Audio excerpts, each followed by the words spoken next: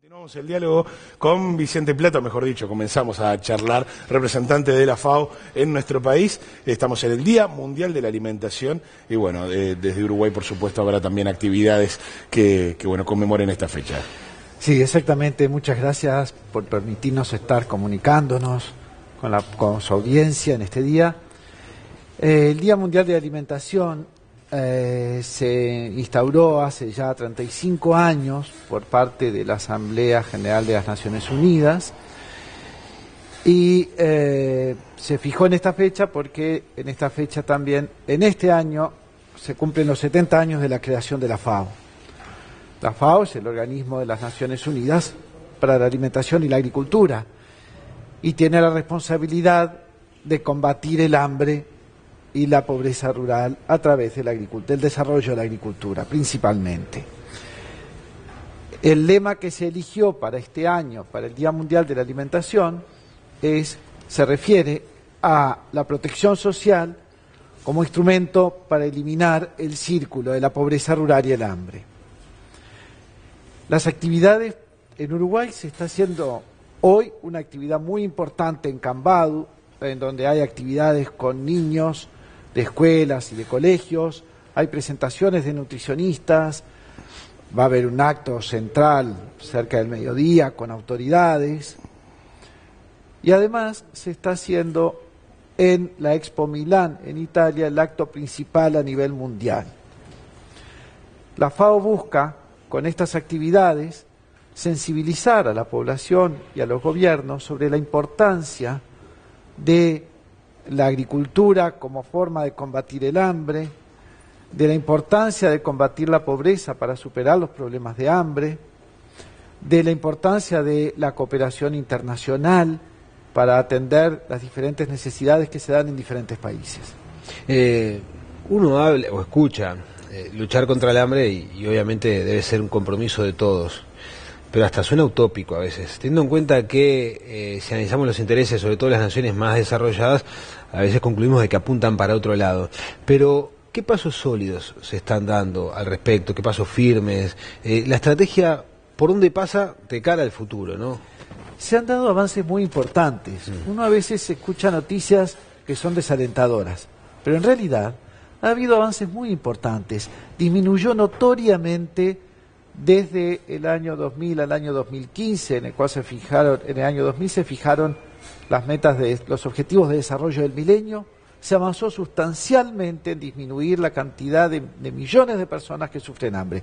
Es más, Latinoamérica es el único continente que logró cumplir con el objetivo del milenio de reducir en un 50% la cantidad de gente que sufre hambre. Y Uruguay además cumplió con la doble meta de además tener menos de un 5% de gente con hambre crónica, que es una medida estandarizada a nivel mundial. Menos del 5% en Uruguay. Sí. ¿Y en América?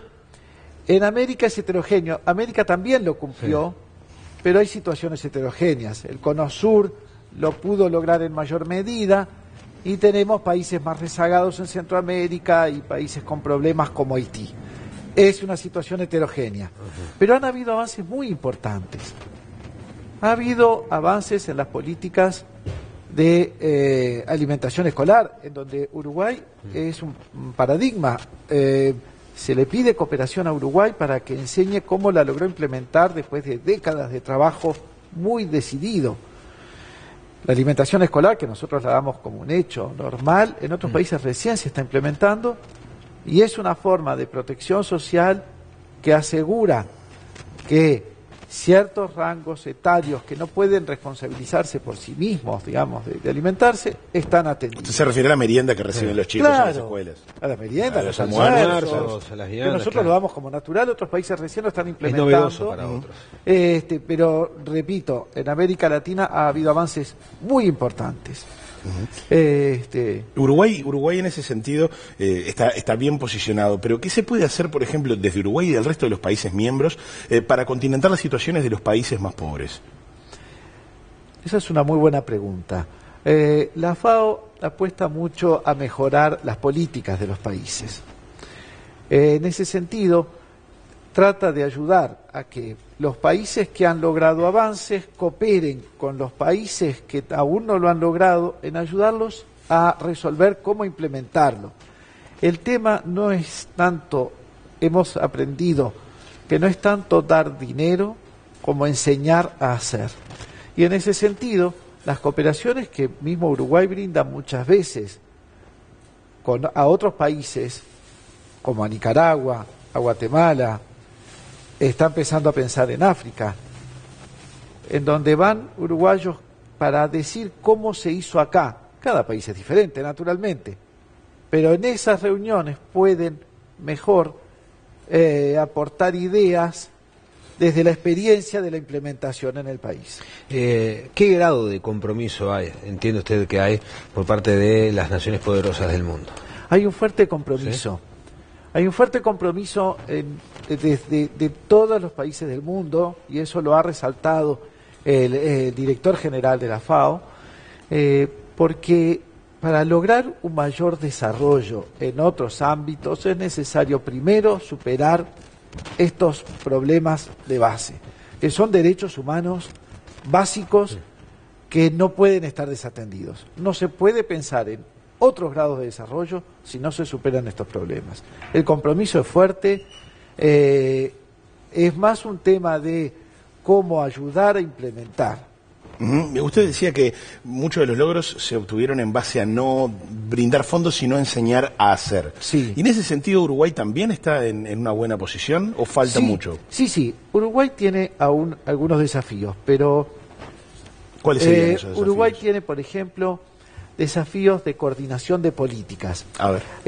La protección social debe abarcar, naturalmente, a segmentos de la población que no pueden por ellos mismos hacerse responsables, como los niños, que nos parece natural, pero también aquellos que han caído en situaciones de pobreza a los cuales hay que darles una mano. Pero también la FAO indica de que la superación de las situaciones se da a través de la inversión en el sector agrario, inversiones que tenemos las inversiones normales, que generalmente son de mediano porte, la inversión natural en las pequeñas y medianas empresas, pero también tenemos las microinversiones y también las grandes inversiones. Todas contribuyen, las grandes inversiones generando empleo, pero las microinversiones permitiendo superar una situación para superar la necesidad de la protección social. La protección social debe ser una etapa para después superar la situación.